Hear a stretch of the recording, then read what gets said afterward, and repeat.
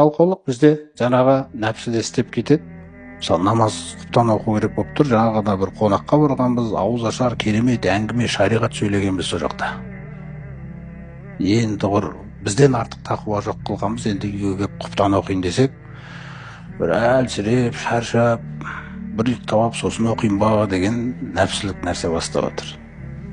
Сосын Алла тағала мындай бір аятты есіме түсіреді. Құранға қараймын ғой, енді мен Құранға қарап оқып жатсам, لا يأتون الصلاة إلا وهم كسالى дейді. Мұнафықтар туралы айтып жатыр, өтірік иман келтіргендер пайғамбар замандағы. Олар намазға келген кезде тек қана жалқауланып қана әрең келеді дейді. Ойбай деймін да, маршрут перестроен жасап, тазаланып, сөйтіп сумен жақсылап тұрып дәреттен анау ықылас кіретіндей қылып ысқылап жуып, сөйтіп ана жерге әдемілеп тұрып, әдейілеп тұрып шайтанға ерегісіп, жалқаулықтың жоқ екенін дәлелдеп, осы өмір, осының бәрін жихаду нәпс дейді, нәпсімен күресу.